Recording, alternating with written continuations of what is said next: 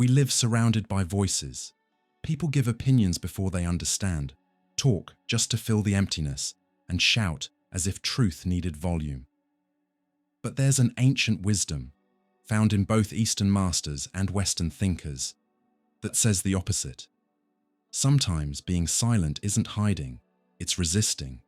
It's not absence, it's presence. Being silent takes courage in a world that fears emptiness. It's in silence that we stop reacting and start listening. We listen to others, we listen to time, and we listen to ourselves. To stay in silence is perhaps the most radical act of rediscovering what we've forgotten, who we truly are. Imagine a man standing in silence before an injustice. He doesn't shout, he doesn't strike back, he doesn't try to convince others that he's right. He simply observes, breathes, and chooses not to react. That choice isn't weakness, it's power. This is what Epictetus, one of the great masters of Stoicism, teaches us. A philosopher who was born enslaved, suffered physical abuse, and still developed one of the most liberating doctrines in history. That true freedom isn't found in the outside world, but in our ability to master ourselves. For Epictetus, silence is more than the absence of words. It's an expression of self-control and wisdom. And here comes the first lesson. Not everything needs or deserves to be said. If someone speaks ill of you, and it's true, correct yourself. If it's false, laugh at them. Epictetus, Discourses. That may sound simple, but it demands great inner strength. How often do we feel the urge to react, to defend ourselves, to correct others, to prove we're right? Yet the true Stoic knows that reacting impulsively means handing over control of our peace of mind to someone else. Epictetus teaches that there are things within our control and things that aren't. Our thoughts, actions, and words, those belong to us. Other people's opinions, behavior, or approval, those don't. When we try to control what's beyond our reach, we end up frustrated. That's where silence becomes a virtue. Stoic silence isn't passivity. It's inner resistance. It's the strength of someone who masters themselves before trying to master any situation. That's why Epictetus emphasized the discipline of speech. He didn't see language as a natural right, but as an ethical responsibility. In his discourses, recorded by his student Arian, he constantly reminds us, speak only when it's useful, and only if you can add wisdom.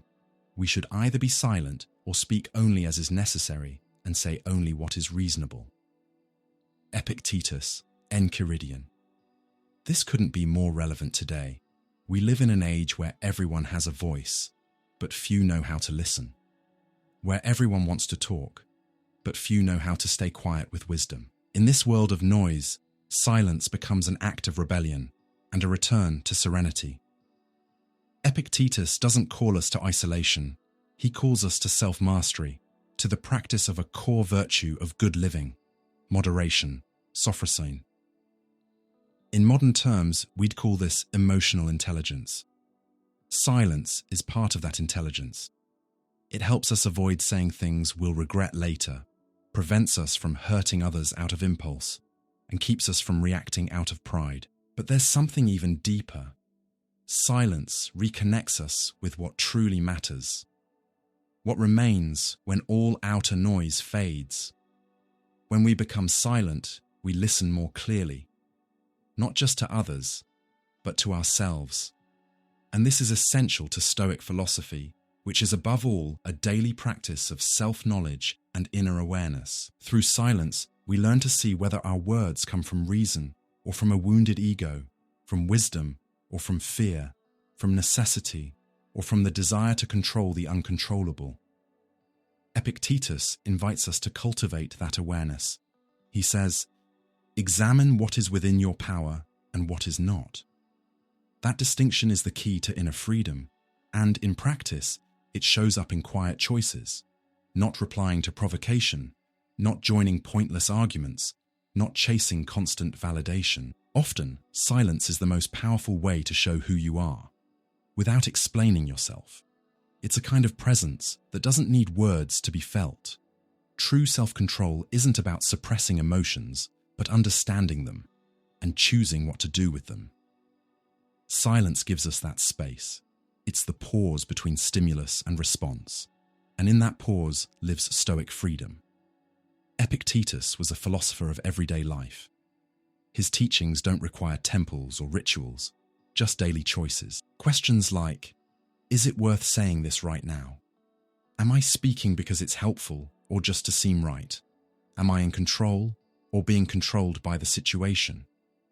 Maybe one of the greatest signs of wisdom today is simply knowing when to stay quiet.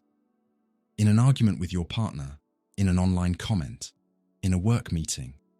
Sometimes silence saves relationships, prevents mistakes, and protects your energy. And when you manage to stay silent, even when everything inside you wants to react, you send a powerful silent message to the world.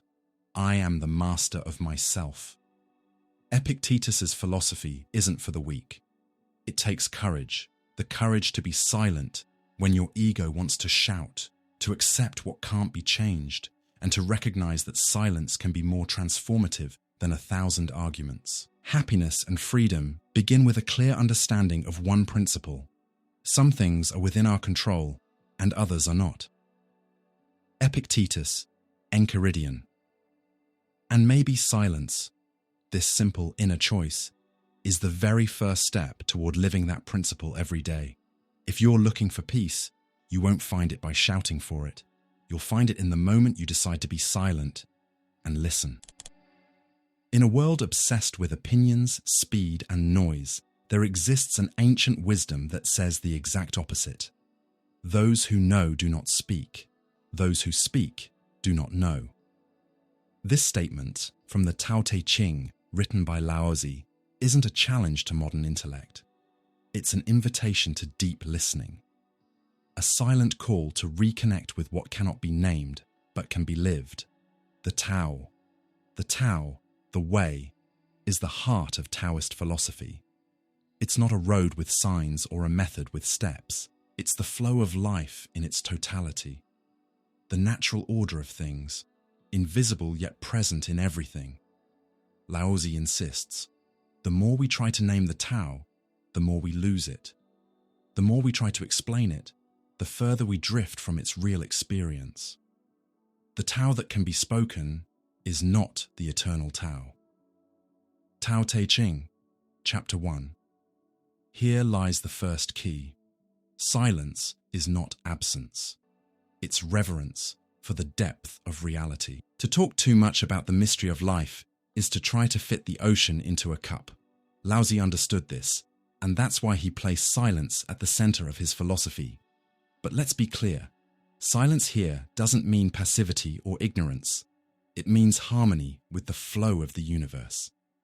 It's acting without forcing, living with softness and depth, like water, the greatest symbol of the Tao, which doesn't resist, yet overcomes everything because it doesn't compete. When Laozi says, those who know do not speak, he isn't glorifying literal muteness. He's pointing to a kind of wisdom that doesn't need words to be known, a knowing that reveals itself through one's way of being, through the calm of someone at peace with life's flow, even when it's unpredictable. This attitude stands in sharp contrast to our modern compulsion to explain, justify, and have an opinion on everything. We live in an era where speaking has become an artificial necessity, and being silent almost feels scandalous. But the Tao teaches, those who are in tune with truth have nothing to prove. Those who boast do not shine. Those who show off are not enlightened. Tao Te Ching, Chapter 24. Silence in this sense is a sign of spiritual maturity. It's understanding that reality is far greater than any concept, that life is much vaster than our words. Laozi leads us toward humility before existence. Those who talk too much are usually still trying to convince themselves of something. Think of nature.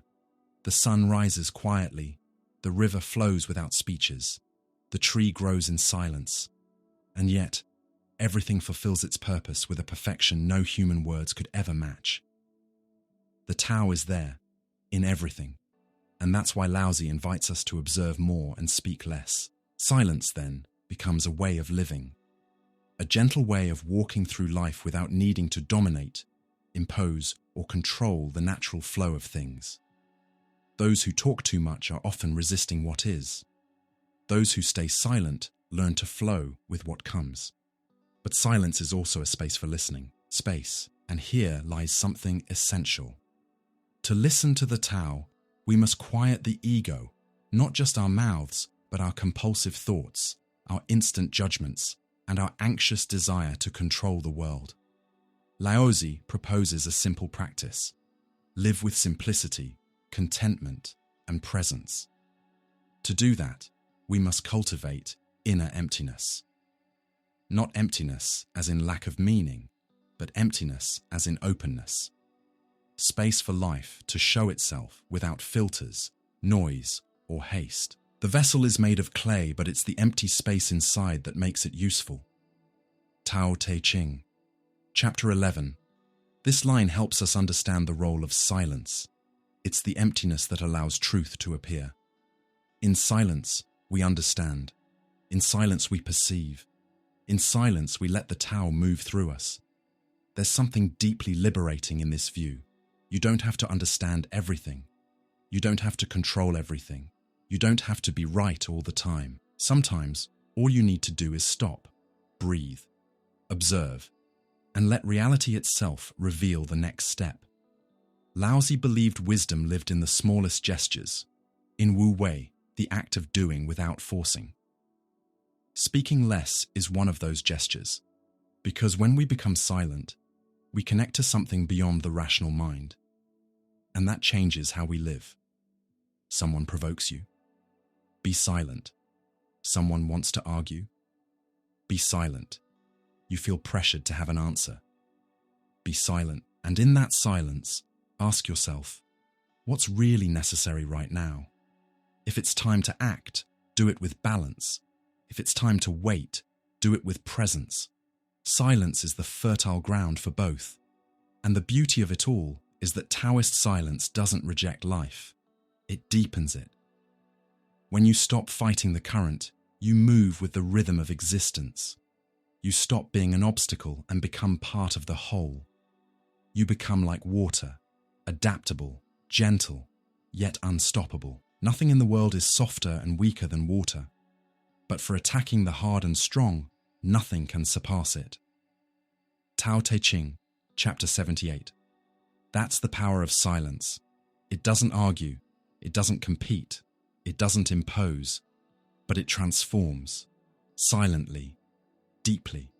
In times of noise, silence becomes revolutionary. In times of haste, silence becomes presence.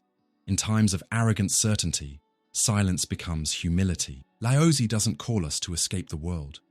He calls us to live more truthfully. And that begins when we learn to quiet what's unnecessary, so we can finally hear what's essential. Have you ever experienced that kind of silence? Not as the absence of sound, but as complete presence.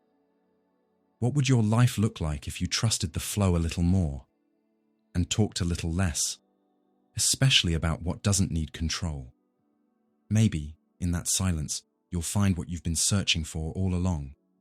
Not an answer, but the way.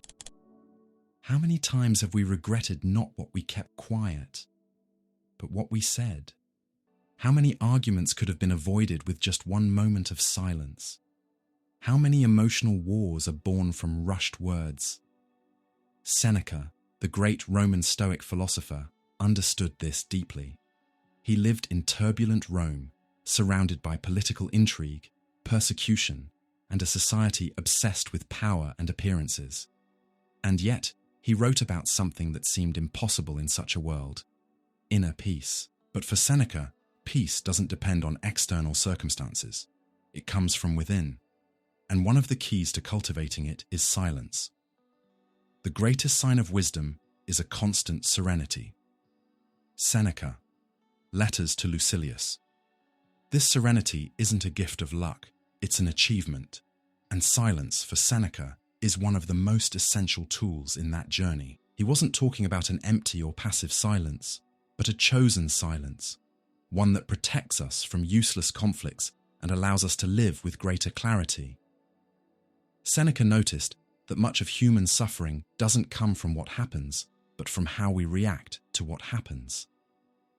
And speaking impulsively is one of the main ways we lose control.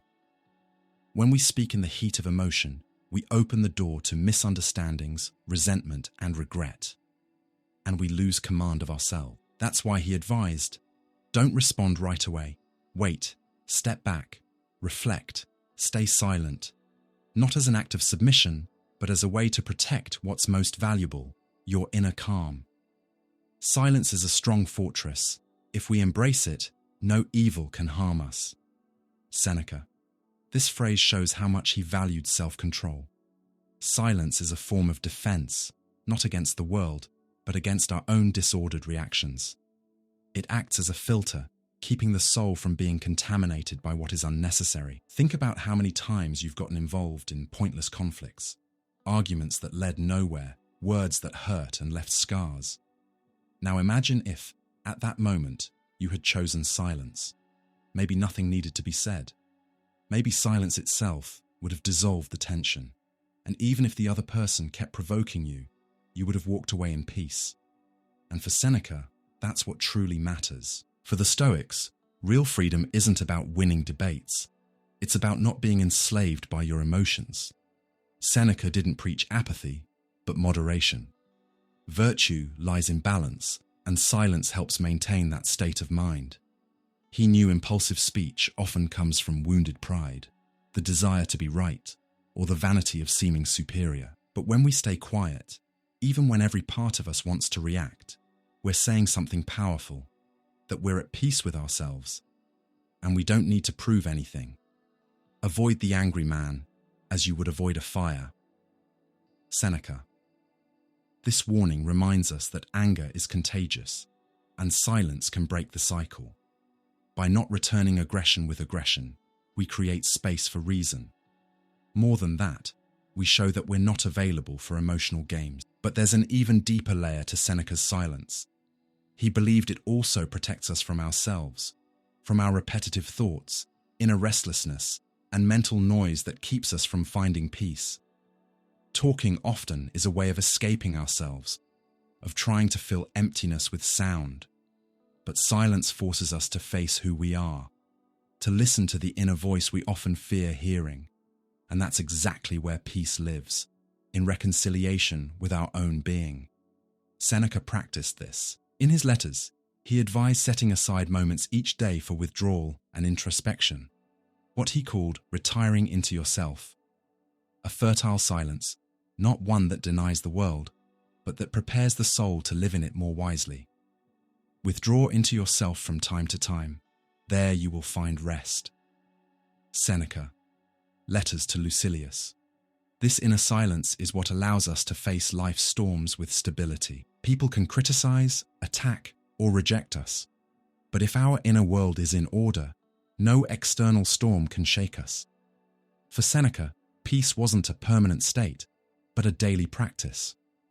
The soul needs care, like a garden that must be tended, and silence is the fertile soil where peace grows. And here's the most powerful part. Silence doesn't just prevent conflict with others, it heals the conflict within. It invites us to reflect before reacting, to understand before judging, to forgive before striking back. It's in that silent space that the wisest decisions, the fairest actions, and true inner freedom are born. In our noisy, anxious, fast-paced world, rediscovering the value of silence is almost a spiritual revolution. You don't need to have the last word. You don't need to win every argument. You don't need to respond to everything that's said to you. You just need to protect what Seneca called tranquillitas animi, the tranquility of the soul. And often, that tranquility begins with one simple choice: to be silent. In a world where everyone wants to speak first, Confucius teaches us something revolutionary. Virtue isn't only about knowing what to say, but also about knowing when it's better to say nothing at all. For the Chinese master, who lived between the 6th and 5th centuries BCE, silence wasn't a sign of weakness or passivity. It was a practice of practical wisdom, what he called zhi, a wisdom that doesn't live in abstract ideas but shows itself in everyday life. In conversations, gestures, decisions, and pauses. The superior man is modest in his speech, but exceeds in his actions. Analects, Lun Yu. This superior man, Zhuangzi, a central figure in Confucian ethics, is someone who cultivates character. In this view, silence is a form of lived ethics. He doesn't stay quiet out of fear, but out of awareness. He knows that a misplaced word can wound, shame, or divide, and so he chooses carefully when to speak. Confucius lived during a time of moral and political chaos. Rulers were corrupt, traditions were fading, and social trust was breaking down. In the face of that turmoil, he didn't call for violent revolutions.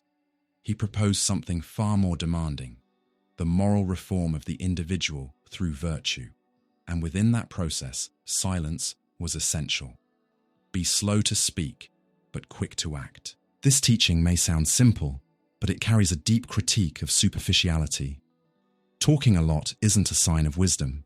On the contrary, for Confucius, the wise person observes, listens, reflects, and only then, when necessary, speaks.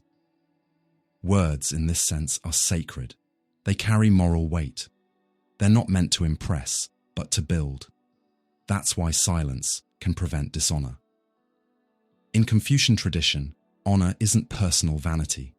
It's the reflection of a morally upright life. When someone talks too much, they risk exposing themselves, making promises they can't keep, or betraying values out of pride. Silence, on the other hand, preserves dignity. Think of how many relationships, friendships, careers, or reputations have been destroyed by words spoken in the heat of the moment. Confucius invites us to a different approach. Before you speak, ask yourself, is this necessary? Is it respectful? Is it true? If the answer is uncertain, stay silent and trust that many times silence is the highest form of respect, both for others and for yourself. The virtue of wisdom, ji, is directly connected to linguistic prudence. It's easy to sound wise with eloquent words, but much harder to act wisely in daily life, where every word has real consequences. Confucius challenges us to turn silence into an ethical space, a space of listening, presence, and responsibility. Silence is a friend that never betrays. Traditional Chinese proverb inspired by Confucian thought. This friendship with silence has deep implications. It's not just personal, it's social. In Confucian ethics, everything revolves around relationships. What you say can create harmony or conflict, trust or shame.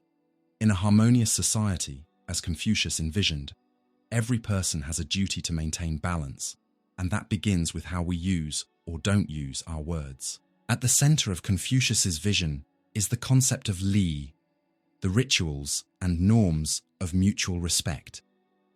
Talking excessively, interrupting, embarrassing others in public, disrespecting hierarchies, all of these break li and cause disharmony.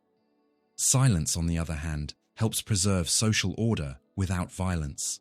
It expresses self-control, humility, and reverence. But Confucius also knew that silence isn't absolute. There are moments when speaking is necessary. The Zhuangzi does not remain silent in the face of injustice, lies, or cruelty. Yet even then, he speaks with discernment, without shouting, without humiliating, without trying to win an argument, but to serve the common good. When words are appropriate, what is said will be accepted. When words are respectful, they will be well received.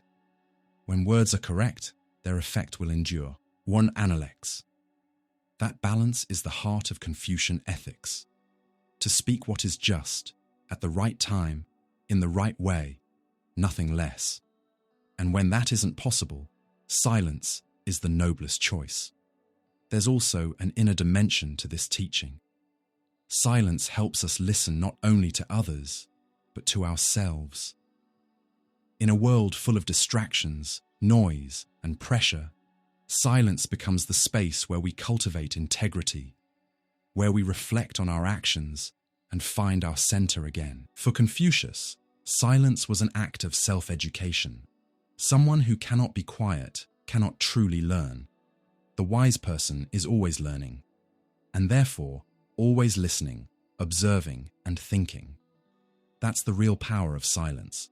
It makes us more aware, more attentive, more human. In a time when speaking has become a way to assert oneself, Confucius calls us to a subtler wisdom. Speak only when your words are necessary, and stay silent when silence is more virtuous. And you? How many times do you speak just to fill the emptiness? How many times do you regret what you said? How many times have you lost your dignity when a moment of silence could have saved it? Practical wisdom begins with this simple act. Don't speak just to speak. In that silence, virtue begins. And as Confucius taught, it is through virtue that true greatness is built. Friedrich Nietzsche was never afraid to challenge the values of his time. Called a rebel by some and a prophet by others, his work is, above all, a call to authenticity, a cry that, paradoxically, is often made in silence. For Nietzsche, silence isn't the absence of expression. It's the affirmation of one's existence without needing anyone's approval. It's the noble gesture of someone who no longer needs to be heard to feel real. The choice of someone who has gone beyond the need to please, to convince, or to fit in. Become who you are. Thus spoke Zarathustra. This is the central invitation of Nietzsche's philosophy, demanding, radical, and liberating. Be yourself, even if no one applauds. On that path, silence appears not as withdrawal, but as power, a proud, full, and deeply present silence. Nietzsche despised the herd mentality, that collective mindset driven by norms, appearances, and other people's opinions. He admired the free spirit, the one who dares to think for himself, feel for himself, live for himself. This kind of person doesn't depend on applause or approval, and therefore can remain silent without fear. Man's maturity, to have regained the seriousness he had as a child at play. Beyond good and evil, to reconnect with one's essence requires silence, because only in silence do we stop performing. Only in silence do the masks fall away.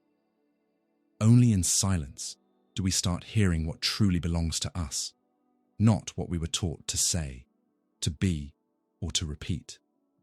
Nietzsche understood the weight society places on individuals, the endless need to justify, explain, and defend ourselves. That's why he saw silence as a form of inner resistance. When a free spirit chooses silence, he's saying, I don't need you to understand me. I'm not your mirror. This silence isn't indifference, it's strength. The strength of someone who refuses to bow to approval, who has found solid ground within himself. Nietzsche saw this as one of humanity's greatest achievements, to live without needing permission to be authentic. But this achievement doesn't come easily. The road to true silence is full of ruptures, breaking from inherited beliefs, from dogmas, from imposed truths. Nietzsche called this process the revaluation of all values, a creative destruction through which the individual abandons cultural crutches to build a new ethics, his own. In that process, silence becomes a moment of inner incubation. It's not about escaping the world, but stepping away from the noise that keeps us from thinking for ourselves. Instead of following the voices of common opinion, the free spirit withdraws, not out of weakness, but because he's already realized something essential. Truth doesn't shout, it whispers. And that whisper can only be heard in silence, the silence of someone who questions without fear, who doubts without guilt, who doesn't need to prove anything to anyone because he already knows who he is. He who has a why to live can bear almost any how. Twilight of the idols. But how can we find that why, that authentic reason to live, if we're always explaining, defending, adapting? Nietzsche teaches, stop, be silent, look inward, face the loneliness of your own path. There is no greater strength than this, the silence of someone who stands firm, even when no one understands him. Nietzsche called it great health, a health of the soul that doesn't depend on external approval or public recognition. The free spirit is the one who has faced the void, not by running from it, but by crossing it in silence until he finds new meaning. He compared this to the artist who creates not for applause, but because he can't not create. There's something within him that must be born, something stronger than any criticism or praise. Silence, in this sense, is the sacred space where creation happens. One must still have chaos in oneself to give birth to a dancing star. Thus spoke Zarathustra. That chaos cannot be resolved with words. It demands silence. A fertile, creative, radical silence. A silence that listens to its own abyss and still chooses to dance. This is Nietzsche's silence, not the silence of resignation, but of creation. The silence of someone who dares to be different, who dares to be whole. Deep down, Nietzsche wasn't just criticizing traditional morality, he was pushing us towards something greater. A life guided not by fear, guilt, or the desire to fit in, but by inner strength. And in that light, silence becomes the expression of that strength. You don't need to explain your freedom. You don't need to translate your soul. You don't need to convince anyone of your truth. You just need to be true to yourself, and that often begins the moment you choose silence. The free spirit for Nietzsche doesn't shout to be noticed. He stays silent so he doesn't lose himself. He doesn't depend on an echo. He is the sound itself. In the middle of heated debates, endless questions, and restless minds, Buddha once simply stayed silent. The monks around him were surprised. They expected an answer, an explanation, a clear teaching. But he said nothing. That silence wasn't avoidance. It was pure wisdom. In the Buddhist tradition, this moment became known as Arya Tunhabhava, the noble silence. A silence unlike any other, not born from ignorance, fear, or retreat, but a full, conscious, radiant silence. A silence that speaks without words. A silence that liberates. Buddha knew that not every question deserves an answer, and not every debate leads to truth. Sometimes, speaking only feeds confusion, while silence points more directly to what truly matters. The noble silence is the sage's response to what does not lead to liberation. Pali Canon, Majjhima Nikaya Buddha, lived and taught in a time of intense spiritual seeking. Many claimed to possess ultimate truth. Many offered rigid systems and dogmatic views. He chose another path, one of direct experience and living presence. And on that path, silence isn't emptiness. It's a fertile space where the mind grows still and suffering begins to dissolve. According to Buddha, suffering, dukkha, arises from ignorance, attachment, and aversion, and all of these have something in common: a restless, noisy, reactive mind. One that never stops thinking, judging, wanting, or resisting. The noble silence is the antidote. It invites us to turn off the noise of the ego, let go of our need to control, and enter a state of deep awareness. But make no mistake, Buddhist silence is not passivity. It's refined inner action. To sit in silence, with an alert mind and a present heart, is a living practice. Each breath becomes an act of liberation. Each thought that comes and goes without our attachment becomes a step toward peace. When silence is deep, desires disappear. And where there are no desires, there is no suffering. Dhammapada Buddha understood something most people ignore. Silence can teach us more than 1,000 words. He often refused to answer certain questions about the origin of the universe, the nature of the soul, or what happens after death. Not because he didn't know, but because he knew those questions didn't lead to freedom. Everything he taught had one purpose: to end human suffering. That's the heart of Buddhism. It's not about believing in something. It's about seeing clearly for yourself how the mind works and how it can be freed from its own suffering. And that clear seeing requires silence. Silencing the senses, silencing judgment, silencing thought, not to deny it, but to see it for what it is, passing clouds in the sky of consciousness. Sit, observe, don't react. Teaching from the Theravada tradition. This practice, called Vipassana, insight meditation, is itself an exercise in noble silence. It doesn't ask us to fight our thoughts, but to let them pass. And when we do, something extraordinary happens. We realize we are not our thoughts. When this understanding deepens, the mind naturally becomes quiet, not forced, but peaceful. A calm silence, not a numb one. A silence full of presence, not emptiness. A silence where the self stops struggling and finally rests. The noble silence, then, is more than a technique. It's a quality of the awakened mind. It's the silence of someone who no longer needs to be right, who is no longer trapped by the past or anxious about the future, who no longer clings to identity, labels, or status. It's the silence of one who has seen the impermanence of all things and made peace with it. Buddha taught that everything is impermanent. What is born will die. What arises will pass away. And much of our suffering comes from trying to hold on to what, by nature, is free. Silence helps us see that and helps us let go. That's why silence is also compassion. When we stay silent in the face of ignorance, we avoid harming others. When we silence our anger, we stop spreading pain. When we silence our pride, we prevent conflict. Every act of conscious silence is an act of peace in the world. Buddha knew that true transformation begins within. When the mind grows silent, it reveals its true nature, vast, radiant, awake. That is nirvana, not a distant place, but a state of mind free from craving and aversion. And that liberation doesn't happen in noise. It is born in silence. Have you ever sat in silence, doing nothing, just observing? Have you ever felt the discomfort of not running from yourself? Have you ever moved through the noise and reached that quiet point inside that has always been there? That's where the noble silence begins. It's not about escaping the world, but living in it with presence, without being dragged by it.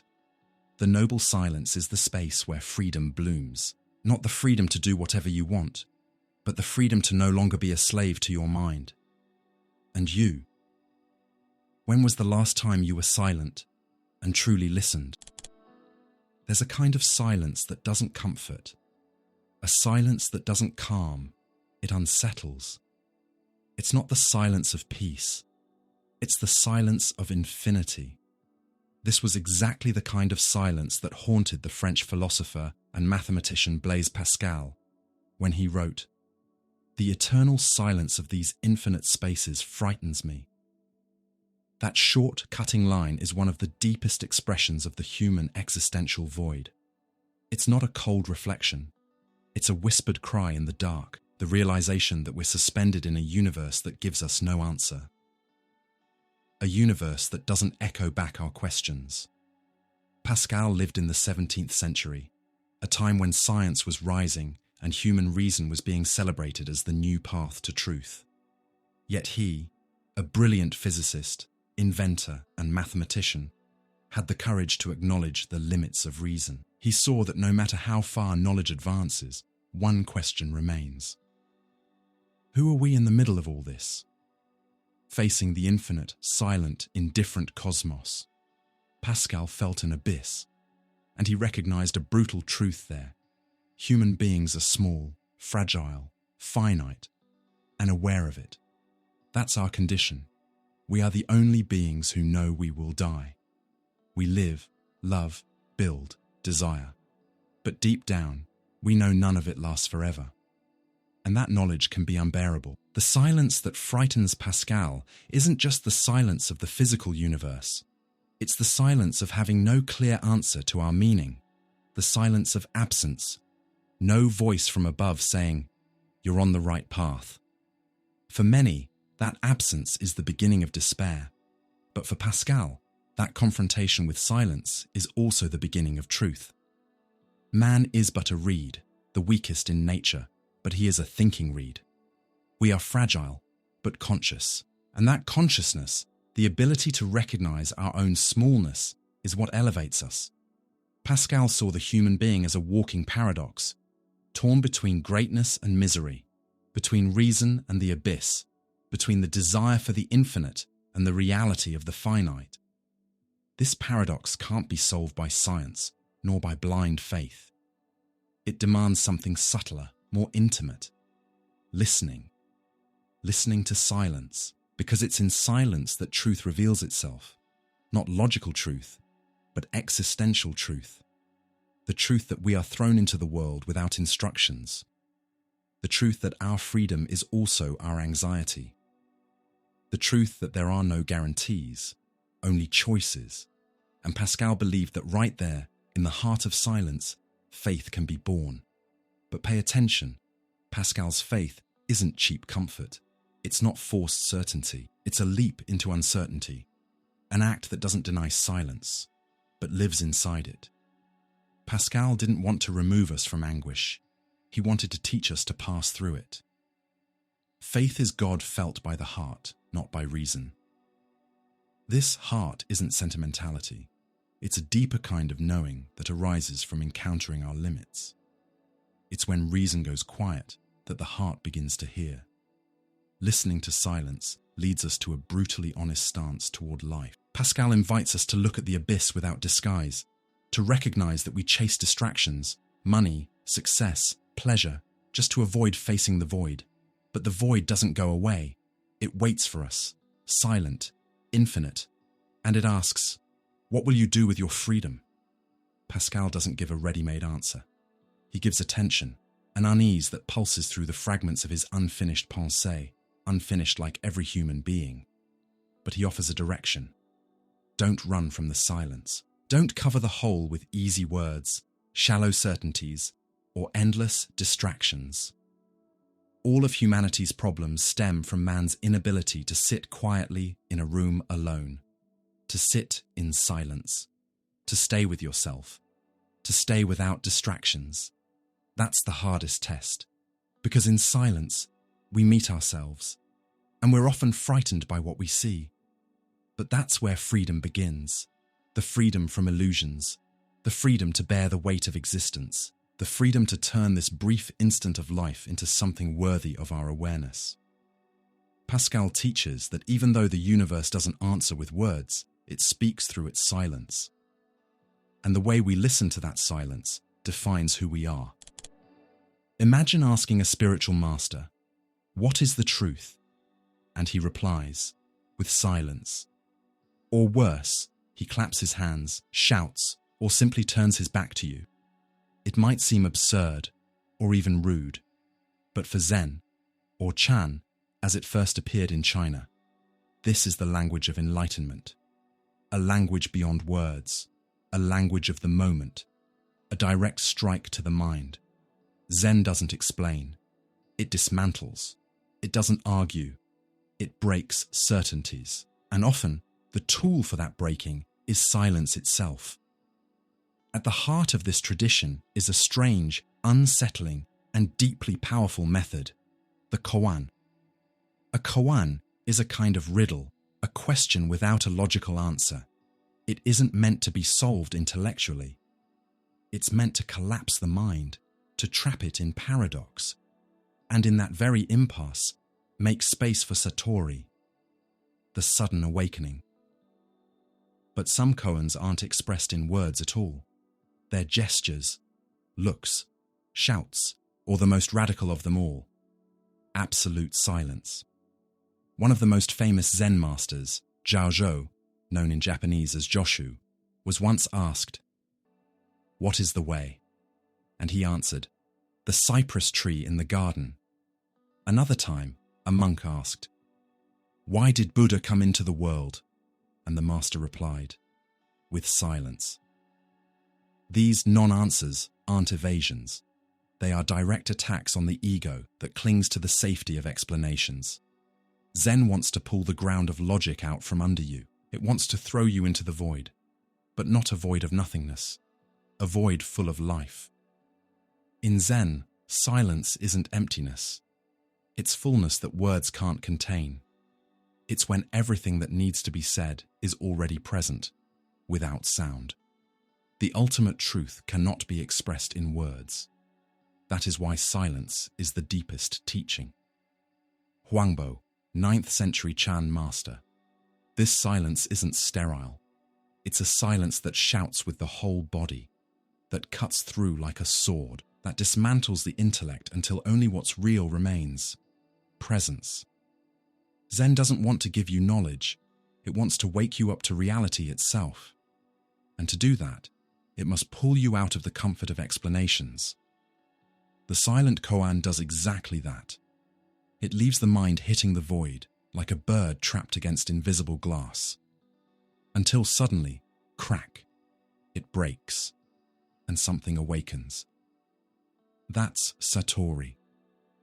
The moment when the seeker stops seeking, when the question disappears, when everything is seen with raw, luminous clarity. You can't plan for that moment. It doesn't come from reasoning. It comes from radical presence.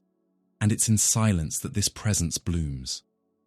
The Japanese master Hakuin once said, "True Zen has no words. It only happens when the mind stops searching and simply sees." But how do you see the invisible? How do you find what has no form? That's where the practice of Zazen, seated meditation, comes in. In it, the practitioner simply sits, in silence, not to escape the world, but to inhabit it completely, with the whole body, the whole mind, without running from anything.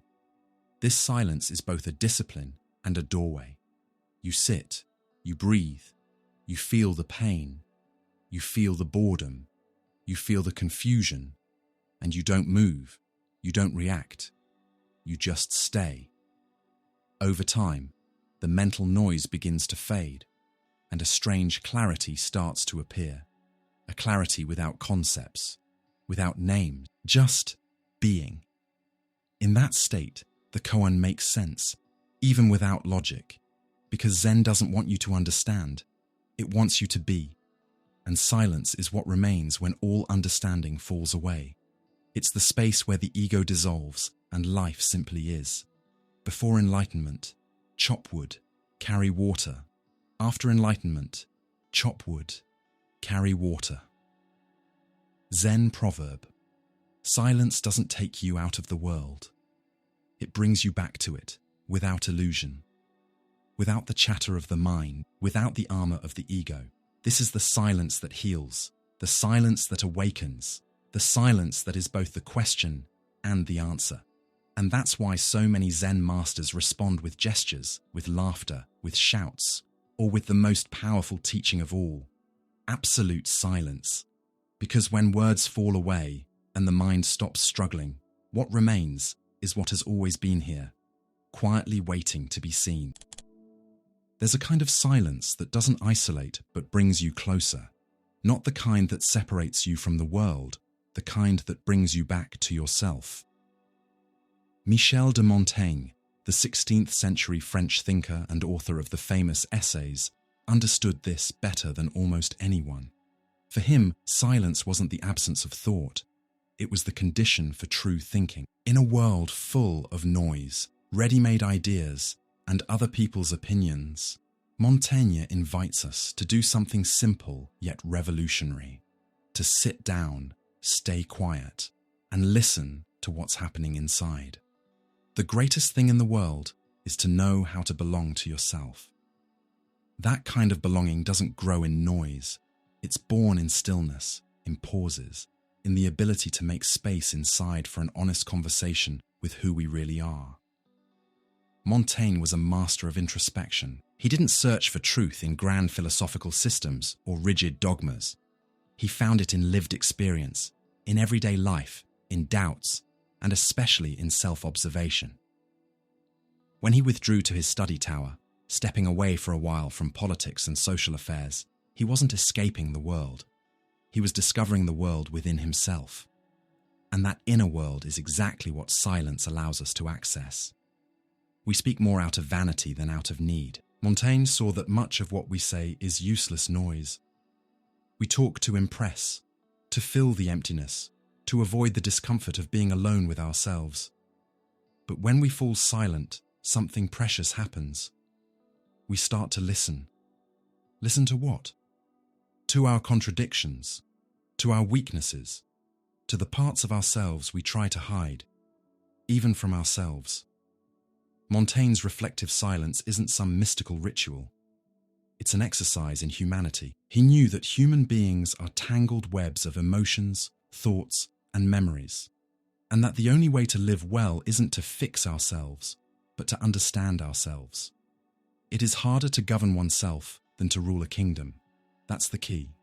Silence, for Montaigne, is a school of inner government, a place where we learn to tell the difference between what we really think and what we've merely been taught to think, where we realize how many of our judgments are inherited, automatic, and barely examined. In silence, we can practice what he valued most: prudence. Prudence isn't cowardice, it's applied wisdom.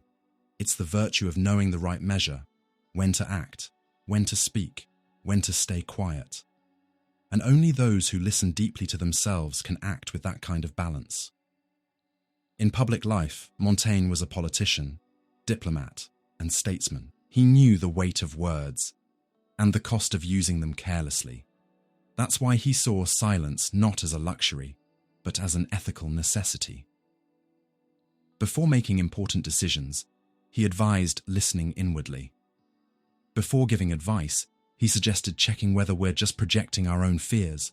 Before judging others, he offered a simple, disarming question. What if it were me? That kind of reflection only grows in true silence. It's not enough to quiet your mouth. You have to quiet your ego. Quiet the need to look right. Quiet the desire for approval. Quiet the impulse to react to everything instantly.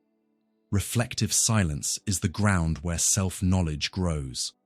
And Montaigne believed that life's greatest adventure wasn't conquering the world. It was conquering yourself. The world is a school of examination. Learn to observe, but first, learn to observe yourself. That advice feels more relevant than ever. We're bombarded with information, opinions, and urgency, but rarely stop to ask, what do I really think? What do I really feel? What's truly mine? And what's just noise? In that sense, silence becomes a form of freedom. Freedom from being pushed around by external expectations. Freedom from reacting automatically to everything. Freedom to choose more consciously. But that freedom has a cost. Discomfort. Because, as Montaigne knew, being silent with yourself can be unsettling. You start to notice flaws, contradictions, old fears. Yet only by facing that discomfort do you find something more solid, a life lived with honesty. It's not about becoming a hermit. Montaigne was realistic. He knew we live in society, that dialogue matters, that words have their place. But he also knew that no good conversation with others is possible without a good conversation with yourself. And that conversation begins in silence, in deliberate retreat, in the pause between stimulus and response, in the deep breath before judgment, in the patient listening of the soul. Montaigne invites us to live with more lightness, more humor, more doubt, and more silence. Because silence gives us back something essential: clarity. And it's with clarity that we can navigate life with greater balance, compassion, and wisdom. Not everything can, or should, be said. That simple statement carries deep weight when we look at the philosophy of Nagarjuna, one of the most influential thinkers in the Buddhist Mahayana tradition. Founder of the Madhyamaka, middle way school, Nagarjuna invites us to a radical view of reality. Everything is empty of its own essence, including our ideas about truth. But here's the key: the emptiness, shunyata, he describes isn't nothingness, nor meaningless nihilism. It's a way of saying that everything exists only in relation to something else. Nothing has independent existence. Everything is interdependent, conditioned, and ever-changing, including the very words we use to explain this. And that's where silence becomes essential. Ultimate reality is free from affirmation and negation, from existence and non-existence. Pro, Mula Madhyama Kakarika, fundamental verses of the middle way, Nagarjuna. By saying this, Nagarjuna isn't playing with paradoxes. He's dismantling the illusions created by language itself. In Western philosophy, we often treat knowledge as something to be built, logical, structured, based on affirmations about the world. Nagarjuna takes a different route. Instead of trying to grasp ultimate truth through concepts, he empties those concepts of their claim to finality. On this path, silence isn't ignorance, it's wisdom. It's the humble recognition that ultimate reality cannot be captured in words. When we talk about the absolute, we risk trapping it in mental images. We call it God, being, consciousness, or truth, and we believe that by naming it, we've understood it. But Nagarjuna warns us, every name is a limit. Every statement creates duality. And where there is duality, there is no ultimate truth. That's why silence is the purest gesture before the unspeakable. A silence that isn't empty, but completely open. Open to what escapes every attempt to define or control reality. Those who neither affirm nor deny, who neither speak nor claim, are the ones who see the Dharma. Traditional commentary on Nagarjuna. This silence is philosophical, but also deeply existential. It arises from realizing that much of our suffering comes from clinging to rigid ideas, the belief that we're right, that we know how things really are, that there's a fixed, solid self separate from the world. But Nagarjuna deconstructs all of this. He shows that even the concept of self is empty, a mental construct, a useful convention, but not an ultimate truth. And when we truly see that, what remains? Silence. But not a silence that paralyzes, a silence that frees. It frees us from the need to explain everything, frees us from the anxiety of always having an answer, frees us from the rigidity of opposites, right and wrong, being and non-being, light and darkness. This is the middle way, madhyamaka, not a compromise between two extremes, but the transcendence of extremes altogether. And that transcendence only happens when we grow quiet before the absolute, because to speak of it would be to limit the limitless. Curiously, Nagarjuna didn't remain silent in the literal sense. He wrote extensively, debated rigorously, and used precise logic. But his goal was never to establish truths. It was to use language to empty language itself, like using one thorn to remove another, and then throwing both away. This movement is called negative dialectics, dismantling every rigid view without offering a new one to cling to. In the end, what remains is space, silence, an open mind, a heart ready to experience reality directly, without filters. This kind of silence takes courage, the courage to live without leaning on certainties, to resist reducing mystery to formulas, to face impermanence with clear eyes. And in this, Nagarjuna stands alongside many other sages, Eastern and Western, who understood that at certain depths of experience, the wisest thing we can do is to remain silent.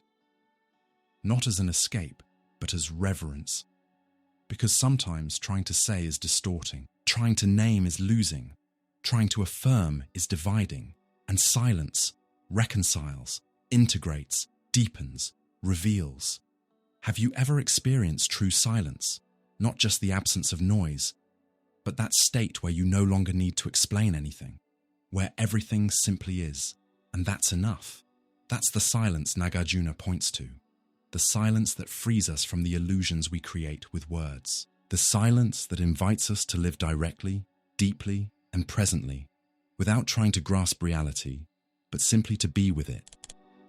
We live surrounded by words. They explain us, locate us, protect us, but sometimes they also hide us. They hide what truly matters. They hide being itself. This is what Martin Heidegger, one of the greatest philosophers of the 20th century, tried to reveal, that human existence isn't made only of reasoning or speech, but of something more subtle, deeper, quieter, something that doesn't force itself on us, but allows itself to be heard. And to hear being, Heidegger taught, we must first be silent. Language is the house of being. In its home, man dwells. Letter on Humanism. But what does it really mean to listen to being? And why is silence necessary for that? To understand, we have to go back to the root of Heidegger's philosophy, the question of the meaning of being, sein. What does it mean to be? Not to be this or that, but simply to be. Heidegger believed philosophy lost its way when it started answering that question with ready-made concepts, rigid systems, and explanations that cover the mystery instead of opening to it. So, the task of philosophy, he said, is not to rush to answers, but to stay with the question. And to stay with the question, one needs silence. Silence here isn't the absence of sound, it's a state of radical listening, a willingness to let being reveal itself without forcing, defining, or categorizing it. It's the same kind of listening we practice before something sacred. We don't speak, we listen. What is essential is not to produce words, but to listen to the silence of being. Being and time in spirit. Heidegger used the word Gelassenheit, a kind of serenity, a letting be. It's an inner stillness that doesn't demand or control. It simply allows. In this sense, silence becomes a way of welcoming the world, of letting things show themselves as they are, not as we want them to be. That takes humility, because it means admitting that being is not at our disposal, not something to dissect or dominate. Being doesn't reveal itself to those who try to control it. It reveals itself to those who know how to listen. And what blocks that listening? Noise. The noise of technology, which turns everything into usefulness. The noise of everyday chatter, which turns language into distraction. The noise of calculating thought, which measures everything but truly understands nothing. Heidegger saw the modern world as drowning in a kind of forgetfulness of being. We're so busy with things, objects, data, facts, that we forget to ask what it even means to be here at all. And in that forgetfulness, we lose touch with the most essential experience of existence, that silent wonder before the simple fact that there is something rather than nothing. To listen to being, then, is to return to that original presence, to reconnect with what has always been here but rarely noticed. It's like looking at the sky for the 1000th time and finally seeing. But that kind of seeing doesn't happen with the eyes. It happens with the whole being, in silence. Listening is more original than speaking. Being and time. That single line captures it all. Before speaking, we must hear. Before judging, we must perceive. Before saying anything about reality, we must first stand silently before it. This kind of silence is what Heidegger called primordial listening. It's not a technique. It's a way of being. It's the stance of someone who moves through the world not as a master of truth, but as a dweller in mystery. This silent listening is also the beginning of authenticity. Because when we truly listen to being, we also listen to ourselves. Not the self shaped by social masks or online personas, but the Zazen, the being there, the human being as the one who questions its own existence. And life only has meaning when that question is asked seriously. Silence helps us do that. It pulls us out of distraction and brings us back into contact with what is calling to be heard, both around us and within us. But this listening isn't always peaceful. Silence can be disturbing. It shows us how fragile our certainties are, how many of our words are just walls built against the abyss. Heidegger doesn't deny that abyss. On the contrary, he invites us to look straight into it. Because only when we stop running from the void does being begin to show itself. The nothing-nothings. Heidegger, what is metaphysics? That strange phrase is meant to shake us, to break the habits of logic. It reveals that being and nothingness aren't opposites, but intertwined. And silence is the only language capable of holding that tension. In the end, Heidegger teaches that true wisdom doesn't come from saying more. It comes from knowing how to listen to what cannot be said. From recognizing that language is both a gift and a trap, and that sometimes the truest thing we can do is simply to remain silent. There are questions no reasoning can answer, truths no concept can capture, experiences no language can reach. It's before these truths that the Indian philosopher Adi Shankara invites us into silence, not as the absence of thought, but as the only language possible before the absolute. Shankara was the great systematizer of Advaita Vedanta, a tradition that teaches something as radical as it is liberating. Everything that exists is Brahman, the ultimate, infinite, eternal reality, formless, nameless, second to none. Brahman is real, the world is appearance, and the individual self is not different from Brahman. Vivekachudamani, Shankara. But what is Brahman? According to Shankara, the answer cannot be spoken, because any word already limits, any concept already divides, any description already distorts. Brahman is that which is not an object. It cannot be seen, touched, or defined. It has no beginning, no end, no qualities. It is pure being, pure consciousness. It simply is. From where words, along with the mind, return, unable to reach. Taittiriya Upanishad Shankara takes this line as a central truth. It tells us, with poetic beauty and philosophical depth, that the absolute lies beyond both mind and language, and for that reason, silence is the only means that can truly point to it. But this silence is not empty. It's full. Not the silence of absence, but of presence. Not ignorance, but wisdom. Shankara doesn't say that we can know nothing about Brahman. He says we can't know Brahman in the same way we know things in the world. Brahman isn't an entity among other entities. It's the very condition of existence itself. That's why we can't speak of Brahman as we speak of objects. At most, we can speak by negation. This is the method of neti-neti. Not this, not that, not the body, not the mind, not emotion, not time or space, not form, not the absence of form. It's what remains when everything non-essential fades away. And when all that ends, what's left? Silence. This silence isn't only philosophical, it's spiritual. It's the fruit of inner realization. For Shankara, liberation, moksha, happens when one realizes that they were never separate from the absolute. That realization isn't intellectual. It's direct experience, born when the mind becomes still. When the mind dissolves, the self shines by itself. Atma Bodha Shankara. This self isn't the ego, it's the Atman, the inner being, which is identical to Brahman. That identity cannot be taught like a concept. It must be realized in the silence of meditation, self-inquiry, and the dissolution of the false I. In this process, language has its limits. It can point the way, but eventually, it must be let go. It's like using a ladder to reach a terrace.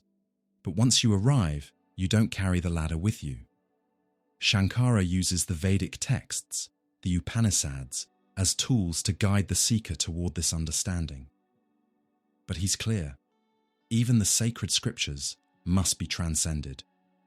Not because they're false, but because they cannot contain the infinite. The words of scripture end where real knowledge begins. Brahma Sutra Bhasya, commentary by Shankara. So this silence isn't the end of the path. It's the beginning of true vision. A vision in which the seeker finally realizes, I am that. I am Brahman. There are not two. There never were. And everything that once appeared as separation, conflict, fear, or identity, all of it dissolves in silence. But that realization isn't meant to be shown off. Shankara warns against spiritual pride. Silence is also humility. Silence knows there's nothing to conquer, only something to remember. Because deep down, we don't need to become Brahman. We already are. We just forgot, and in silence, we remember. Many masters in the Vedanta tradition end their teachings not with words, but with a gesture, a look, or a simple presence, as if saying, if you've understood, there's nothing more to say. And if you still seek words, it's because you haven't yet seen. Shankara leaves us with this final contemplation. Let go of certainties, names, and forms. not to fall into emptiness, but to rest in what is truly real, silently, simply, completely. In a world that shouts, interrupts, fights for space, and demands quick answers, staying silent can seem like weakness or avoidance. But for the French philosopher Simone Weil, that gesture means the opposite. To remain silent before another person is one of the most powerful acts of love and truth. For Weil, silence isn't the absence of action, it's deep presence. It's a way of being in the world with reverence, with listening, with surrender. It's the purest form of attention, and attention, she says, is the very essence of real love. Attention, taken to its highest degree, is the same thing as prayer. It is already love. Gravity and grace. Simone Weil lived intensely. She was a philosopher, a mystic, a factory worker, a teacher, and an activist. But above all, she was someone who refused to live superficially. She sought naked truth, even when it hurt. And she knew that truth is not shouted, it's listened to. That's why, for her, silence is an ethical, spiritual, and existential act. It's an inner space open to the other, without judgment, without the desire to control, without the urge to dominate. It's attention without ego.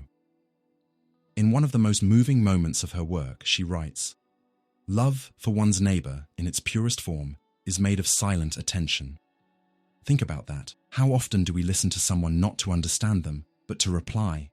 How often are we just waiting for our turn to speak, instead of truly hearing? How often do we see others only as reflections of our own thoughts? For Weil, that isn't listening, it's distraction, it's subtle selfishness. True listening or absolute attention requires silence. A silence that doesn't plan, manipulate, or judge. It simply welcomes. That kind of silence is also a form of resistance. Resistance to the noise of vanity, resistance to the rush of productivity, resistance to the habit of trying to fix others. Simone Weil believed it's not our role to fill someone else's pain with ready-made answers. Our role is simply to be present, with love, with silence, with the whole soul turned toward what is before us. This kind of silence isn't easy. It demands inner emptiness. It asks us to step out of ourselves, and that can be painful. But it's exactly that emptiness that makes real encounter possible. Absolutely pure attention is prayer, gravity and grace. That phrase sums up her vision. For Simone Weil, every deep act of attention is a spiritual act. Because when we empty ourselves to make space for another, we touch something divine, not by thinking about God as an idea, but by allowing the other to be, fully and freely. Here, silence becomes a form of prayer. Not the kind that asks or speaks, but the kind that simply listens. This prayerful silence is the opposite of indifference. It's active, watchful, loving attention. It's a way of standing before the world with humility and presence.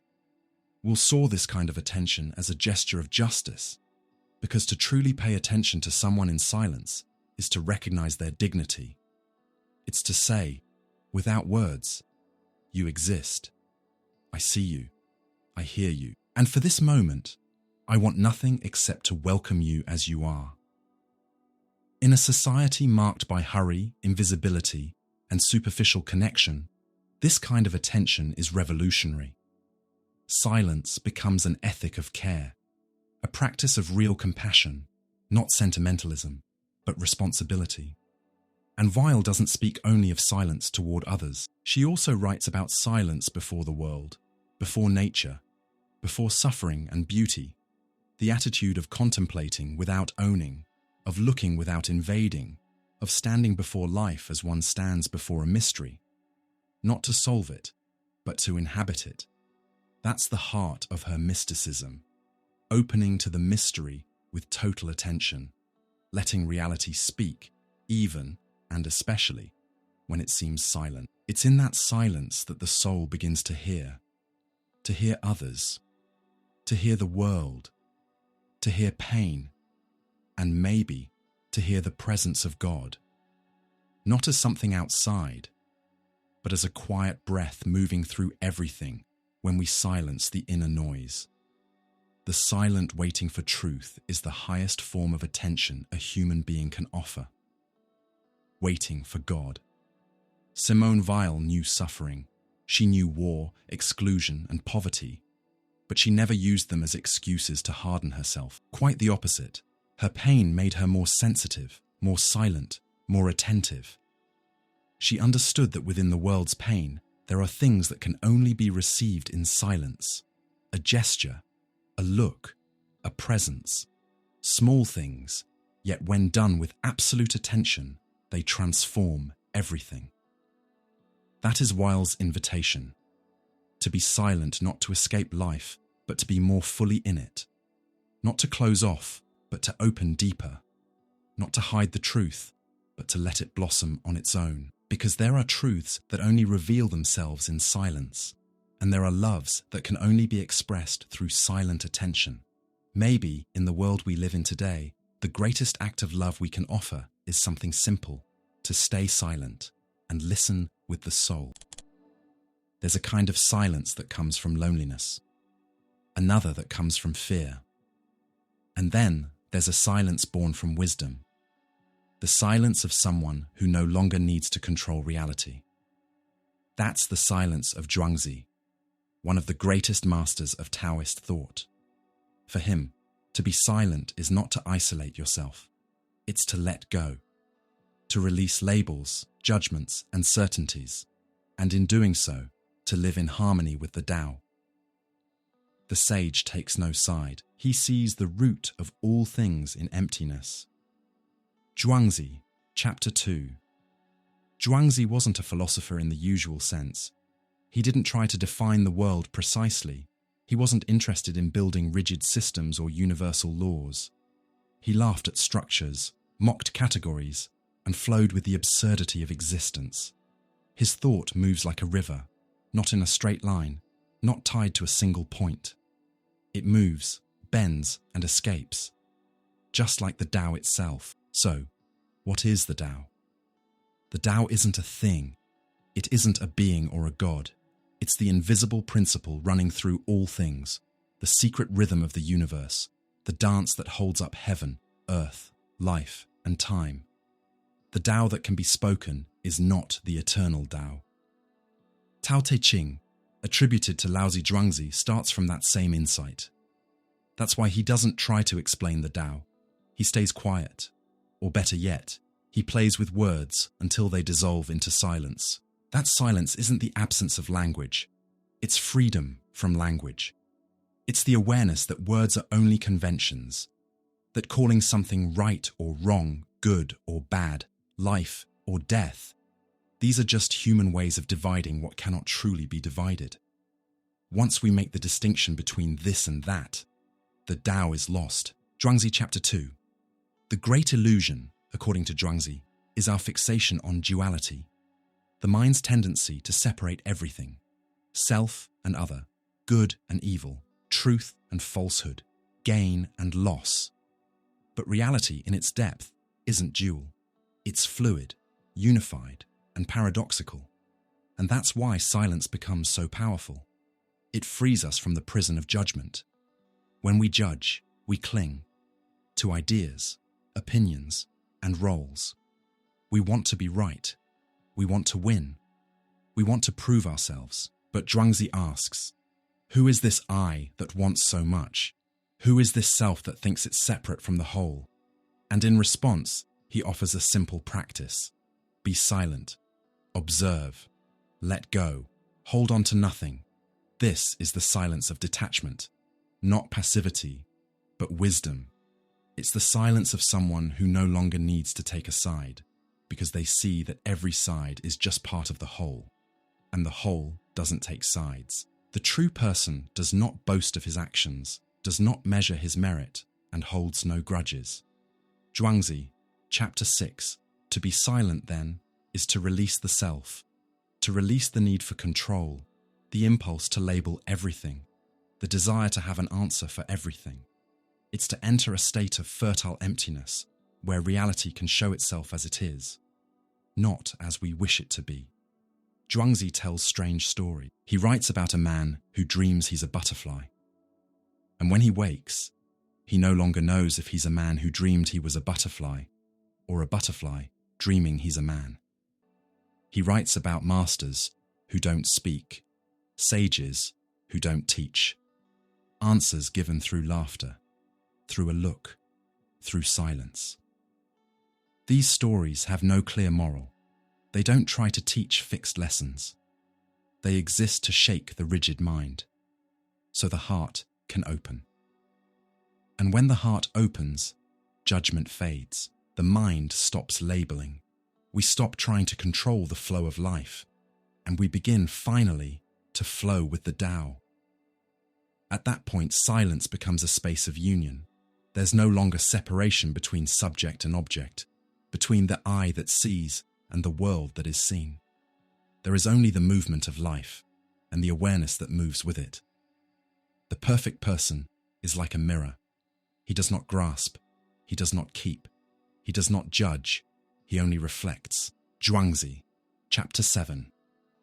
That's the Taoist ideal, to be like water, like a mirror, like the wind, without fixed form, without the urge to dominate, just a quiet presence, open to whatever comes.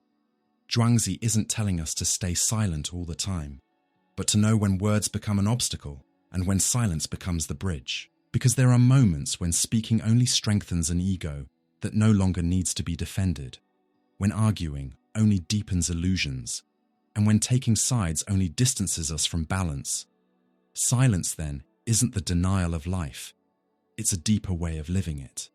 It's the gesture of someone who trusts the flow, who doesn't fear the void, who knows that nothing truly belongs to them, not even their certainties. And when we finally let go of everything, we discover that we are everything. There are moments in life when all words fail, all explanations feel empty, all logic loses its strength, and then only silence remains.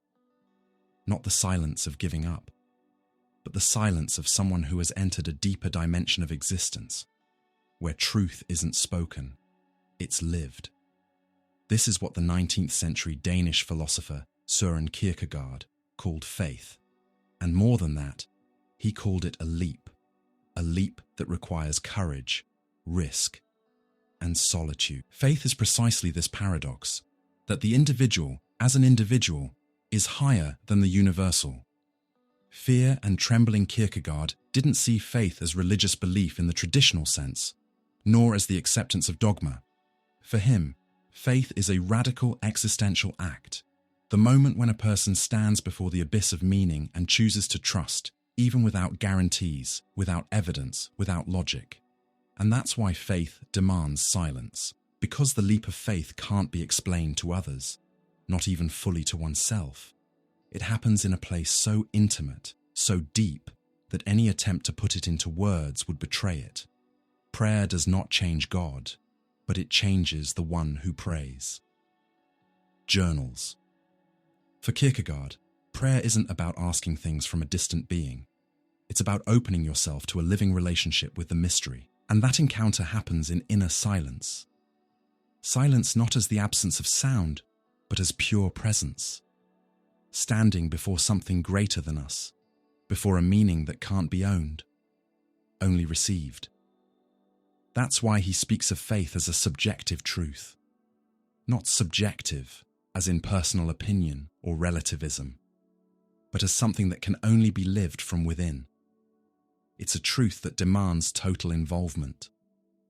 It's not something you observe from the outside. It becomes flesh within you. Truth is subjectivity. Philosophical fragments, postscript.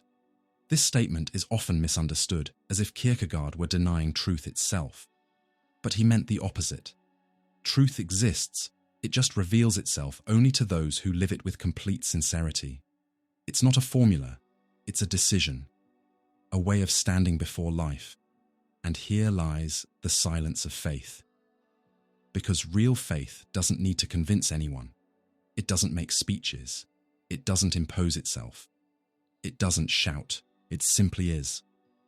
Think of Abraham, the central figure in fear and trembling. God asks him to sacrifice his son. He obeys, but he doesn't explain, doesn't justify, doesn't write a theological essay. He simply acts, silently. That's what makes him, for Kierkegaard, the knight of faith. Not because he understands, but because he trusts even when he doesn't understand. And that kind of trust doesn't need to be shouted from rooftops. It's lived in silence. This silence is both courage and surrender. The courage to follow an inner path even when everyone else walks another, and the surrender of not needing to be understood. It's the letting go of the false safety that reason promises. Because for Kierkegaard, faith isn't rational. It begins where reason ends. Faith begins precisely where thinking leaves off. Fear and trembling. He wasn't rejecting reason. He was showing its limits. Reason can take us far, but some experiences in life demand more than logic. To love, to suffer, to forgive, to die, to believe, all of these require a kind of surrender that arguments can't contain. And when we try to turn these experiences into theory, we end up losing their essence. That's why Kierkegaard calls us to a life of inwardness, of depth, of silence. In a world that demands constant visibility, quick explanations, and digital presence, he invites us to turn inward, to cultivate an inner space where we can truly listen, not to the noise of the world, but to our own truth. That's the challenge, to listen to yourself with radical honesty. And from that place, live a life that's authentic, even if misunderstood. This silence is also necessary, because faith is unique for every person. There's no model, no standard path. Each leap of faith is personal, unrepeatable, sacred. That's why it can't be taught like mathematics. At best, it can be witnessed, lived so deeply that it awakens a silent respect in those who see it. And maybe that's one of Kierkegaard's most urgent lessons. Not everything needs to be said. Not everything can be said. There are truths that lose their power when explained too much. Faith is one of them. It isn't shouted, it's embodied.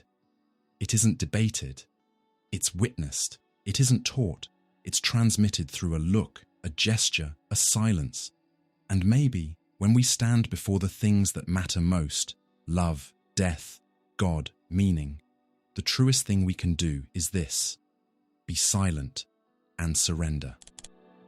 You walk into the temple, you sit in front of the master. With humility and reverence, you ask your question, "Master, what is truth?"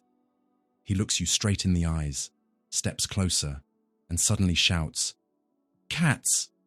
Or maybe he just looks at you, completely silent, still, unreadable, present, not a single word. That's Rinzai Zen, unsettling, direct, sometimes brutal, and deeply transformative. Unlike the Western tradition, where learning happens through concepts, analysis, and explanation, Zen, especially the Rinzai school, aims to break logical thinking, shatter the ego, and provoke sudden awakening. Not through arguments, but through direct experience. If you meet the Buddha, kill him. Famous Zen saying, attributed to Linji, founder of the Rinzai school. At first glance, that sounds shocking. But it's not about violence. It's a call to radical freedom from fixed ideas, even about the sacred itself. Rinzai Zen seeks to tear down the illusions we create with the mind. And to do that, sometimes you need an existential blow. That blow might come as a shout, a slap, a laugh, or even more powerfully, complete silence. Because when a student expects an answer, something logical, ordered, spiritual, and instead receives emptiness, they're forced to look within, beyond the question, beyond words, beyond intellect. Do not seek enlightenment in books, for the true teaching cannot be spoken. Linji Yixuan, Rinzai. Linji, the Chinese master who founded the Rinzai school, believed that words are limited tools. They can point to the moon, but they are not the moon. So he used drastic methods, shouting, striking, staying silent, creating paradoxes. all to break the disciples' identification with rational thought.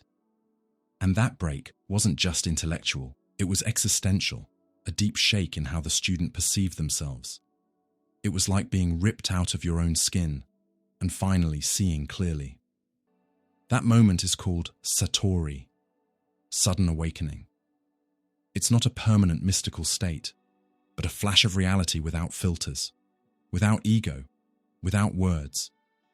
Imagine living for years inside a dark room, thinking that's the whole world.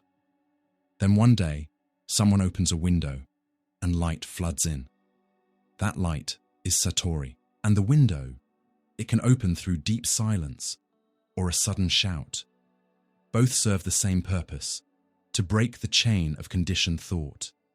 Before enlightenment, chop wood, carry water. After enlightenment, chop wood, carry water. Zen proverb. Zen doesn't take you to another world. It brings you back to this one, but with clear eyes, an empty mind, and total presence. And silence on this path isn't the absence of sound. It's the emptying of the self. It's the moment when every certainty falls away, when names no longer matter, when there's no need to explain, understand, or control. The student asks, "What is the essence of Zen?" The master answers, with a slap, or with such dense silence that it cracks the ground beneath the student's feet. This isn't random behavior, it's fierce compassion. The master knows that as long as the student clings to words, ideas, and doctrines, they won't see what's real, so he destroys every support and leaves the student naked before reality. That moment can be terrifying, but also liberating, because when there's nothing left to hold on to, something true can finally emerge. The silence of Master Rinzai isn't indifference, it's radical presence. It says, without words, stop searching outside. Everything you're looking for is already here. But the disciple doesn't believe it. They want guarantees. They want logic. They want a method. So the master stays silent, or shouts, or turns his back. And in that non-action, that unexpected blow, the mind breaks, and being reveals itself. Silence as an existential shock is exactly that. A creative collapse, a crack in the structure of the ego, a wound through which light can enter. The great way has no gate. Thousands of roads lead to it. Linji Zen doesn't want you to believe. It wants you to see. It wants you to wake up. And that awakening doesn't come from learning something new, but from unlearning everything. The silence of Rinzai isn't peace. It's disruption. It's the moment when the ground disappears beneath you and you find yourself suspended without explanation, without guarantees, without past or future. Only presence, only now, only what is. And in that moment, there's no master, no student, no question, only silence, only life, only Zen. In a world that gets louder every day, where everything has to be said, explained, or justified, one sentence stands out like a quiet act of rebellion, a call to humility. Whereof one cannot speak, thereof one must be silent. Ludwig Wittgenstein. This isn't just a logical conclusion, it's almost an act of reverence. Here, silence isn't ignorance, it's respect. Respect for mystery, respect for the limits of language, respect for the deep complexity of existence itself. Wittgenstein, one of the most influential philosophers of the 20th century, believed that language is powerful, but not all-powerful. It allows us to describe, argue, analyze. But there are boundaries it simply cannot cross, and when we reach those boundaries, the true philosopher doesn't force their way in. They stay silent. This idea lies at the heart of his early masterpiece, the Tractatus Logico-Philosophicus, where Wittgenstein tried to outline the limits of what can, and cannot, be meaningfully said. His goal was clear, to map the limits of language, and by doing so, reveal the limits of the world. The limits of my language mean the limits of my world. That sentence reveals something essential. Everything we can clearly express exists within language, within the logical structure of thought, but there are things that reach beyond that structure, things that truly matter, and yet cannot be said. That's where silence enters. Not empty, passive silence, but silence full of presence, full of meaning, precisely because it recognizes what cannot be spoken. For Wittgenstein, this silence is the honest attitude of the philosopher before what escapes reason. God, the meaning of life, absolute value, ultimate beauty. These are real, vital questions, but they aren't objects of logical language. To talk about them with everyday words is to reduce them, to make them smaller, to commit a kind of philosophical violence, the attempt to explain the unexplainable. That's why his Tractatus ends with that radical, unforgettable line, "Whereof one cannot speak, thereof one must be silent." It's not a closed door, it's a window into another dimension of being. He's not denying the value of what can't be said, he's protecting it. In truth, Wittgenstein is teaching us to discern, to tell the difference between what can be discussed and what can only be lived, between what can be solved through logic and what can only be faced with silence, presence, and listening. This invites us to shift how we approach life. Not everything needs to be explained. Not everything needs to be named. Some experiences are so deep, so vast, so intimate, that only silence can honor them. Think about death, about true love, about the moment you look at the night sky and feel something in you dissolve. You can try to describe it, but words will fail. And what remains is silence. A silence that isn't empty, but full. What can be shown cannot be said.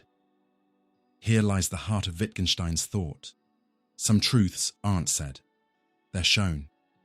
Ethics, value, the sacred meaning. These aren't concepts you can put on a PowerPoint slide. They're experiences that pass through us, transform us, and can only be shared through authentic living, not speech. Later in life, Wittgenstein changed his view of language. He began to see it as more flexible, more alive, more woven into everyday life. But he never abandoned that reverence for silence. He still believed that there are things we can't explain, only show, live, or experience. That feels especially relevant today. We live in an age of endless talking, opinions about everything, instant explanations for every mystery. But maybe what we need most is to rediscover the courage to be silent. The silence of someone who doesn't need to have an opinion about everything, who doesn't need to win debates, who recognizes that there are mysteries far greater than any argument. And beyond that, the silence of someone who doesn't try to turn pain into theory or love into a definition. The silence that simply looks at life and says nothing, but listens. In this sense, Wittgenstein's lesson is an invitation to philosophical humility. Not to cross the boundaries of what can be clearly said, not to turn the unspeakable into noise, to learn how to be quiet, not out of resignation, but out of reverence. Language is wonderful. It connects us, guides us, allows us to create and think. But it's not everything. It has edges. And beyond those edges lies mystery. Wittgenstein invites us to stand at that edge, to look into the abyss, and instead of trying to fill it with words, to fall silent. Because in that silence, perhaps, something truer may appear, something subtler, something deeply our own. Imagine sitting in silence, doing nothing, no goals, no spiritual targets, no mantras to repeat, no effort to achieve anything, just sitting, just being, simply existing. To most people, that sounds pointless, or worse, uncomfortable, unproductive, empty. But for the 13th century Japanese Zen master Eihai Dōgen, this simple act, this quiet, seemingly passive posture, is the very realization of the path. It's the essential practice, the heart of awakening. Zazen is not a technique to attain enlightenment. Zazen itself is enlightenment. Shobogenzo, Dōgen, founder of the Soto Zen school in Japan, broke away from the idea that meditation is a means to an end. For him, shikantaza, which literally means just sitting, is the complete expression of the way. There's nothing to achieve, nothing to add, nothing to improve. Just sit, in silence, fully present, completely alive. This silence isn't the absence of sound. It's the silence of the ego letting go of control. The silence of someone who stops trying to become someone and simply rests in what they already are. And what are we really? That's the question the silent practice of Zazen invites us to experience without answering it in words. To study the way is to study the self. To study the self is to forget the self. Dōgen. When you sit in Zazen, you drop the mind that seeks, compares, and judges. You offer yourself fully to the moment as it is. You don't fight thoughts. You don't try to empty the mind. You don't wait for a mystical experience. You simply sit. And in that simple act, everything is present. The body breathes. The mind observes. Silence deepens. And slowly, the separation between observer and observed begins to dissolve. For Dōgen, Zazen was more than a spiritual exercise. It was life itself. It was body and mind fully awake to reality just as it is. It was the dropping of all dualities between subject and object, seeker and goal, practice and enlightenment. Practice and realization are one and the same. This goes against ordinary logic. Normally we think, first I practice, then I reach the goal. But for Dōgen, the act of sitting is already the arrival, already being, already Buddha. That's why the silence of Zazen is so radical. It's not silence meant to calm the mind. It's the silence of someone who stops looking for the mind, who stops demanding answers, who simply trusts the act of being completely here, now. This silence is full of presence, full of life, because when you stop trying to control experience, life begins to reveal itself, simple, raw, profound. Is it raining outside? Let it rain. Does the body ache? Feel it. Do thoughts come and go? Watch them. Just sit and allow everything to be as it is. That's the silence of shikantaza, an active, open, courageous silence, because sitting like this takes courage. The courage not to run from yourself, to stay present without distraction, to see there is no self separate from experience. Dōgen taught that in Zazen, we touch reality directly, the Genjokuan, the manifestation of the mystery here and now. At that point, language falls silent, not because there's nothing to say, but because everything has already been said, through the simple act of sitting. The silence of Zazen, then, isn't something we pursue. It's something that finds us when we stop pursuing. It's effortless silence, directionless, expectation-free. It's the sound of bare existence, when we stop placing ourselves between us and the world. This kind of silence doesn't need a stage. It can happen in a temple, at home, in nature, alone, or with others. Anywhere someone is willing to simply sit. Because Zazen isn't a technique. It's a way of being, a way of living with awareness, surrender, and acceptance of what is, without manipulating, fixing, or interpreting. And that changes everything. Dōgen teaches that when we practice the silence of Zazen, we become one with time itself. Time stops being an enemy. It's no longer a line pushing toward a goal. It becomes the very texture of living. Time is being, and all being is time. Dōgen. To sit in silence, then, is to live time in its fullness. No rushing, no running away, no dividing life into before and after. Just now, just this moment, just this breath. That's Dōgen's deepest teaching. There's nothing outside this moment, and that's why just sitting is enough. Not to reach something, but to realize that nothing is missing. The silence of Zazen is the silence of someone who finally stops running, who surrenders, who understands, with their whole being, that the path is now. The path is me. The path is just sitting. If you've made it this far, thank you for staying in silence with us. Not the silence of absence, but the silence of listening, of presence, of depth.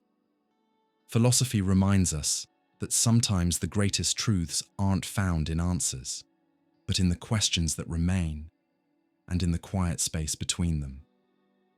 If this content resonated with you, consider giving the video a like. It helps more people discover this kind of reflection. Share it with someone who's also searching for meaning, or who might need a moment of pause in the middle of all the noise in the world. And of course, subscribe to the channel to follow more videos like this, with themes that touch the soul, challenge the mind, and invite you to listen inwardly. Oh, and tell me in the comments, which kind of silence touched you the most? Have you ever experienced one of those quiet moments that change you from within? Your voice and your reflections are always welcome here. Stay with us. There are more videos waiting for you, more philosophical voices, more essential questions, and perhaps more silences that make you think. Until next time. And may you carry with you the silence that sets you free, not as absence, but as true presence.